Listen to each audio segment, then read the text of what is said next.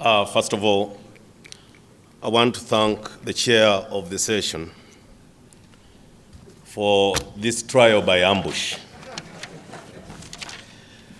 I'd come to listen in and make my contribution as a citizen.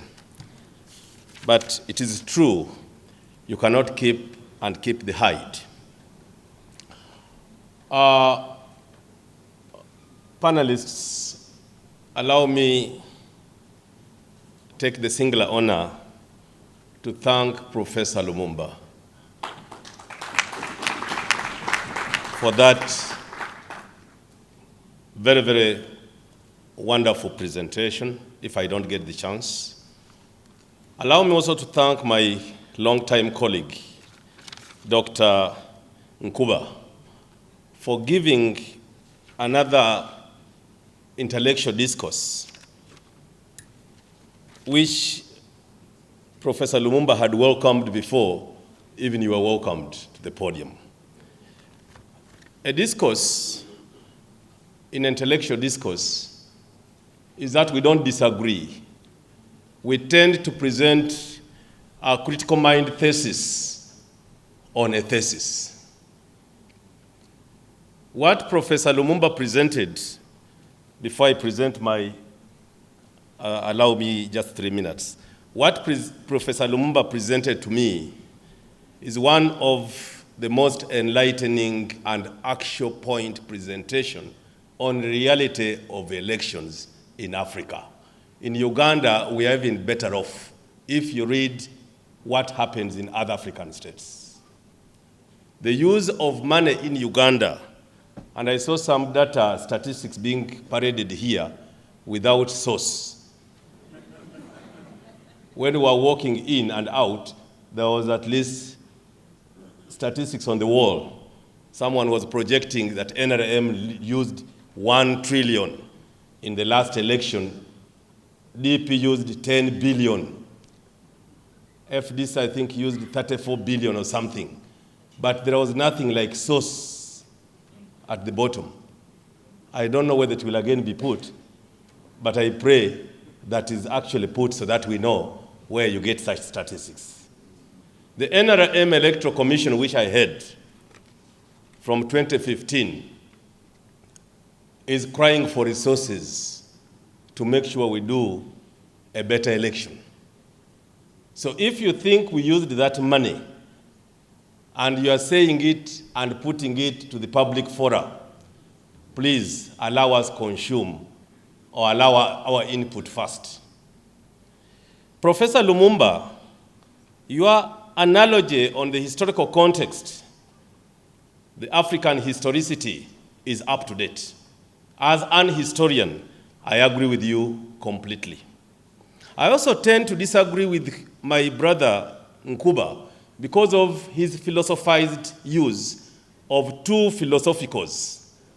You tended to use the Platonian theory and mixed it up with the Machiavellian principle of the end justifies the means. We need a whole day of debate if we go into it. I'm not saying you had no right to use it, but I think it was not right for you to use those theories to discredit a presentation of Professor Lumumba, because you were not on the same foundation as the thesis. His thesis was right, that Africa had democracy, which he also begged to. His thesis was also right, that the moment we enter multi-party democracy of the Western model, the French model, or anything, we actually did not know who were actually taking into the money circle, which goes with multi-party democracy. Therefore, NRM, where I belong, cannot be blamed for using money, because we entered a multi-party democracy which actually also knows the use of money and how money should be used. The excess of it is what can be curtailed, and that's why the law is coming in. But the fact that we shall use money today, tomorrow, if you don't have it, don't join. If you don't have money to some level, don't start a political party to compete with those political parties which have money. But don't think you should use that money in the way Professor Nkuba said, that the villagers must be given this money, and without it they should not. No, I don't think we don't need to go to that society of lawlessness. That Thomas Hobbes kind of society. Anyway, I still think what is being presented by the Electoral Commission, the National Electoral Commission, is what we as NRM also want to see. That even within our primaries, let's try to restrict the excess use of money to allowing those who don't have that heavy money to also be part of the political dispensation we want to see. So that the youth coming from schools, coming from tertiary institutions, can actually join, since now you can join and run for presidency just after 18 years. That opening should help everyone come into politics. So I think even when we say we should use money, I don't buy into that idea that voters should demand for money from leaders, the way my brother said. I have 1 minute. And in that 1 minute, I want to state that the NRM Electoral Commission which I head, works with these very strict regulations. If you are Ugandan and you are here in the 2010-2011 primaries of NRM, and you lived to see the primaries of 2015, which I actually led with my team, there's a marked difference. The only thing you must know is that we human beings don't want to accept strict rules immediately. So the moment we came in with the very strict regulations, people thought I'd come with Makerere and planted it in NRM. And you heard those words, let him go back to the university. I was simply reading the NRM Constitution, which allows me to make regulations, pass the regulation through SEC, SEC endorse the regulations, then I implement the regulations. To the extent that I did not allow any minister to enter the electoral compound of Plot 13, driving government cars and flying flags. And of course, it became a cabinet issue that I was restricting ministers, yet they are still ministers. I wanted candidates. I did not want ministers. I did not want generals, because the election for generals should be conducted in another environment. I wanted candidates. And when I said all candidates must abide by the rules of the game, if you are to pay 10 million for a presidential candidate, you pay the 10 million, then come to office. That was one of the regulations endorsed by SEC. One candidate or one aspirant refused. He said, first give me the documents, I go and read them. No, you cannot become a candidate or an aspirant and you set rules of the game and then participate in that game. So you saw the president of Uganda being a candidate coming to my small office to pick forms. That was how hot it was. And I don't take any apologies because those regulations were passed by SEC. About the number of independents in NRM, let me put this very clear and clarify to the press people who have been writing wrongs. The last election which I headed, or a commission I headed, the last we conducted, we had primaries and had 709 candidates arguing that the primaries were not correct. So they went in as independents to compete with the flag bearers. Only 33 made it to parliament. 709 contested the results and said they were going to actually compete with flag bearers as independents in NRM. The people who had voted them out were alive. Only 33 made it back to parliament. Out of the 33, 18 were incumbent members of parliament who had resources.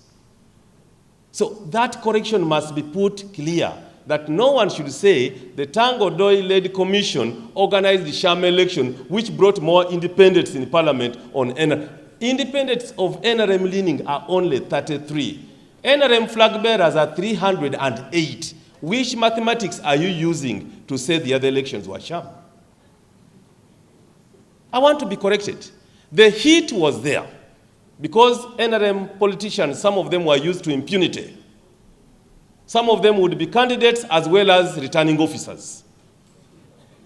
They would even take over and say, this polling session I've won, I've even collected the ballot papers and the ballot boxes, and they keep in their houses. They would not do that under me because I have no other job. The only job I have now is to superintend over elections of NRM. I have left professoriate at Makerere after 25 years. So you don't come to my office to kick me around like a ball. That's the mistake they are making even with the current Electoral Commission. The current Electoral Commission is actually under a justice of the High Court who knows the rules and who will apply them. So they find it very hard. In Uganda, like in Kenya, politicians want to kick electoral administrators left, right, and center the way they can, or the way they kick their balls in the field. As a chairperson of the Electoral Commission of the party, I have a job, and I have to do that job. Whether it is hot, I have already touched the rags of the in-law. I cannot say I just touched with one finger in our culture. Once you touch the rags of an in-law with one finger, it's just like someone who has got it completely. What happens with the political parties, whether the youngest, which is under our brother Mugisha Muntu, or the oldest, which is DP and UPC, rules of the game must be fair and must be seen to apply to all members who belong to that political party. You do not apply rules selectively. Even the rules on money, when it comes, we in NRM will welcome it like FDs should. Lastly, like my brother Lumumba said, we must allow Electoral Commission to announce results, and you must accept defeat or else you go to court, than to see FDC parading themselves up to today that they won election without even declaration forms.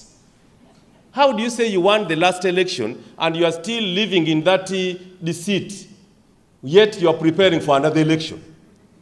You are supposed to be preparing for the next election, but you are still saying you won the last one. Then don't participate in the coming one, leave new players, and we shall handle them as NRM. You do not waste time to be permanently in opposition.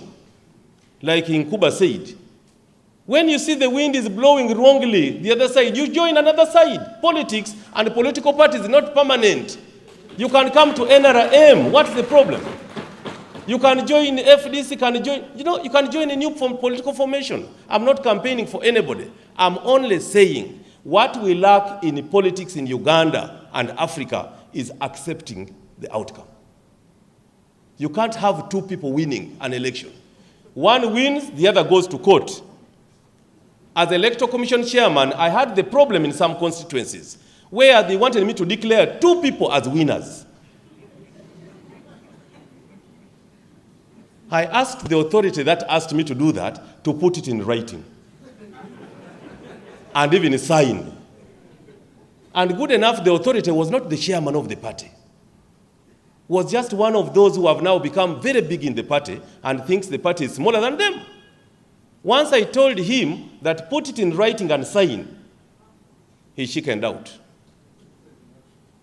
This is what we need. I don't lose sleep because I lose this job. If I say no for a right cause, I don't lose sleep. Once the job goes, I go back to the drawers of certificates which I have.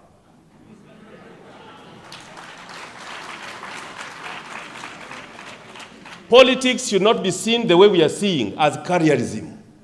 People have entered politics not because they emulate Mao, President General of DP, or they want to emulate Yoweri Museveni, the president of NRM, or they want to emulate FDC president or Mugisha Muntu, General Mugisha Muntu, the president of the new party. People have come to politics, like he said, because it is a business. When you question their academic credentials, they ask, who are you to question what UNEP has sanctioned? And the law, I hope it will be corrected, the law does not allow us to question UNEP. And UNEP also says it is not their right to identify the owner of this paper. You know, we had a person whose academic qualifications were not up to merit, but UNEP declared him. Me, Tanga, Odoi, I told my deputy, you can endorse that one. Me, I'll not get my pen to endorse that person. Because in the heart of hearts, I know he is using someone's result. The person is in parliament.